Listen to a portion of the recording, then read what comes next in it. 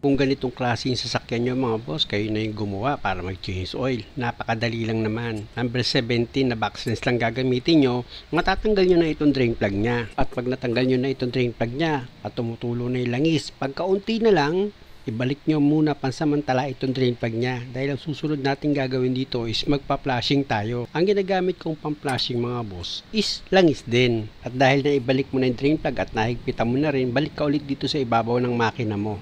Ilalagay ko ulit itong embudo niya, tapos magsasalin ako dyan ng 2 litro na Rev X40. Yan ang kadalasang ginagamit ko. Mapag-diesel, mapag-gasoline. Yan ang madalas kong gamitin, Rev X40. Kasi pwede naman yan sa gasoline, pwede rin yan sa diesel. Ang kagandahan dyan mga boss, nakakatanggal yan ng malapot na langis na kumapit dito sa loob ng makina.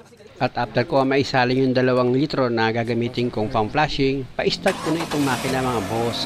Pag kayo na yung nag-flashing mga boss at napa-start nyo na itong makina, hayaan nyo lang naka-steady yung minor nya.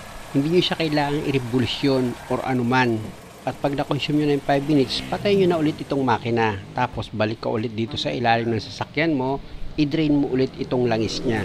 O diba, kung kayo yung gagawa, napakadali lang naman. Gagamit ka lang naman ulit dyan ng backsense sa number 17, luluwagan mo itong drain plug nya. Pag maluwag na, o tanggalin mo na yan gamit ang kamay mo. At para hindi ka naman naiinip habang nagpapatulo ka, punta ka naman dito sa oil filter nya. Ang part number ng oil filter na ganitong sasakyan is C415. Gamit yung oil filter rinse mo, luwagan mo yan. At pag maluwag na, kamay ulit ang gagamitin mong pantanggal dyan mga boss para mahawakan mo siya habang tinatanggal mo. Tapos punasan mo muna itong base ng paglalagyan mo ng bagong oil filter. At bago mo ilagay yung bagong oil filter, pahiram mo naman yan ng langis dito sa o-ring nya. Para yung itong oil filter, pag hinigpitan mo, is hindi pumilipit yung o-ring. At hindi ka magkaroon ng problema at saka mo higpitan ng dapat yung alalay lang. Huwag naman sobra-sobra sa higpit. Tapos balik ka ulit dito sa oil fan nya, punasan mo muna yan bago mo ilagay itong drain plug. At pag naipakapit mo na itong drain plug sa thread nya, gamit yung backsense sa number 17, higpitan mo na yan ng maayos. At pag okay na, pwede ka na ulit bumalik dito sa ibabaw ng makina mo. May nakaready si customer na 1 gallon.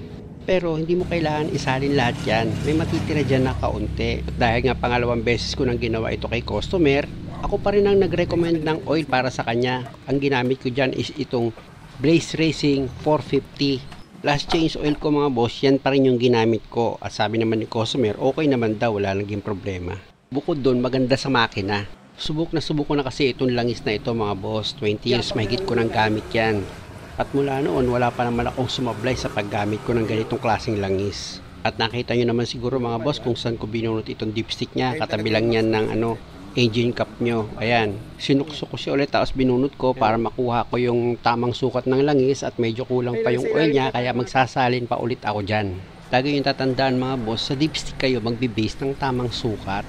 Kahit pasabihin nyo alam nyo yung tamang oil engine capacity nya, para masigurado kayo, syempre sa dipstick kayo mag-base. Kasi hindi naman kayo sigurado kung napiga nyo naman talaga yung oil nyan dito sa loob ng makina or na-drain ng mag-change oil kayo. Lagay ko na nga itong engine cap, tapos start ko na itong makina. Ganun lang mga boss. Tapos dito sa dipstick, bunutin ko ulit yan. Tapos punasan ko itong dipstick. Tsaka ko ngayon ibabalik para i-check ko ulit yung sukat ng langis kung tama na ba yung pagkakadagdag ko. Alam ko naman magkukulang pa yan mga boss. Inilevel ko lang siya.